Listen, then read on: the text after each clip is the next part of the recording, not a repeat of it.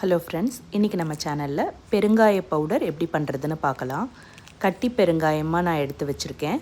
இதை 10 டேஸு அப்படியே வெயிலில் காய வச்சேன். நல்ல வெயிலில் காய வைக்கணும். ஒரு 2 to 3 ஹவர்ஸ் நல்ல வெயிலில் இருக்கணும். 10 டேஸ் நான் காய வச்சேன். ஸோ மார்னிங் காய வைப்பேன், அப்புறம் ஆஃப்டர்நூன் எடுத்துருவேன். திருப்பி ஒரு டிஃபன் பாக்ஸ்க்குள்ளே, எவர் சில்வர் பாக்ஸ்க்குள்ளே போட்டு வச்சுருப்பேன். திரும்பவும் நெக்ஸ்ட் டே அதை காய வச்சுட்டு திரும்பவும் அதேமாரி ஸ்டோர் பண்ணி வைப்பேன். பட் அதை வெயிலில் காய வைக்கிறதுனால அதோடய வாசனையெல்லாம் போகாது. அது நல்லா காஞ்சதுக்கப்புறமா கீழே நம்ம இப்படி டக்குன்னு தட்டினோன்னா நல்ல சத்தம் கேட்கும். ஸோ அந்த சமயத்தில் அதை ஹேமர் யூஸ் பண்ணி, சுத்தியல் யூஸ் பண்ணி நியூஸ் பேப்பரை கீழே வச்சு மேலே ஒரு டிஷ்யூ பேப்பர் வச்சு நல்லா பொடி பண்ணிக்கிட்டேன். ஸோ கொஞ்சம் பெரிய பெரிய பீஸாக தான் இருக்கும். மீடியம் சைஸில் உள்ள பீஸ் எல்லாத்தையும் நான் தனியாக ஒரு பாக்ஸில் சேவ் பண்ணிக்கிட்டேன். ஏன்னா அதை நான் தொகையெல்லாம் அரைக்கிறப்போ ஆயிலில் ரோஸ்ட் பண்ணிவிட்டு நான் அப்படியே யூஸ் பண்ணிப்பேன். மீதமுள்ள மீடியம் சைஸு பீஸை இன்னும் கொஞ்சம் நைஸாக ஹேமரால் மறுபடியும் பொடி பண்ணிக்கிட்டேன். கீழே உள்ள இதேமாரி கையால் காமிக்கிற சின்ன சின்ன பீஸெல்லாம் மிக்சியில் போட்டு நல்லா நைஸாக பவுட்ரு பண்ணிக்கிட்டேன். ஸோ இப்படி நம்ம நைஸாக பவுட்ரு பண்ணி ஸ்டோர் பண்ணி வச்சோன்னா அந்த பெருங்காயத்தோட வாசனை ரொம்ப நாளைக்கு ரொம்ப சூப்பராக இருக்கும்.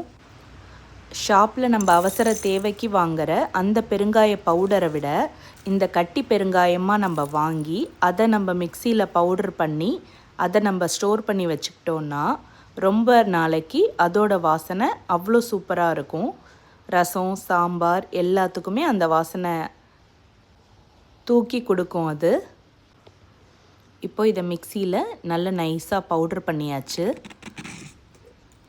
இப்போ அதை ஓப்பன் பண்ண உடனே ரொம்ப சூப்பராக இருக்கும் அந்த ஸ்மெல்லு. இப்போ நம்ம இதை ஸ்பூனால் செக் பண்ணி பார்த்துக்கலாம். இன்னும் கொஞ்சம் நைஸாக அரைக்கணும்னு தோணுச்சுன்னா மறுபடியும் மிக்சியில் ஒரு தடவை நம்ம சுற்றிக்கலாம்.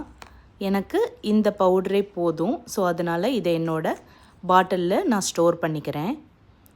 ஸோ பழைய பாக்ஸ் ஒன்று இருந்தது. ஸோ அதுலேயே நான் ஸ்டோர் பண்ணிக்கிட்டேன். ஸோ அதில் உள்ள ஹோல் வழியாக நம்ம பொரியலுக்கெல்லாம் பெருங்காய பவுட்ரு போடுறது ஈஸியாக இருக்கும். அதனால் அதே ஓல்டு பாட்டிலில் நான் சேவ் பண்ணிக்கிட்டேன். இன்னொரு குட்டி பாட்டில் நாங்கள் அடிக்கடி ட்ராவல் பண்ணாக்க அங்கே குக் பண்ணி சாப்பிட்ற மாதிரி தான் ஊருக்கெலாம் போவோம். ஸோ அதுக்காகவும் கொஞ்சம் எக்ஸ்ட்ரா இதை ஸ்மால் பாக்ஸில் சேவ் பண்ணிட்டேன். ஸோ வீட்லேயே கமன்னு நம்ம பெருங்காய பவுட்ரை ரெடி பண்ணியாச்சு. ஸோ நீங்களும் கட்டி பெருங்காயமாக வாங்கி இதே மாதிரி ட்ரை பண்ணி பாருங்கள். வாசனை அவ்வளோ சூப்பராக இருக்கும். தேங்க்யூ.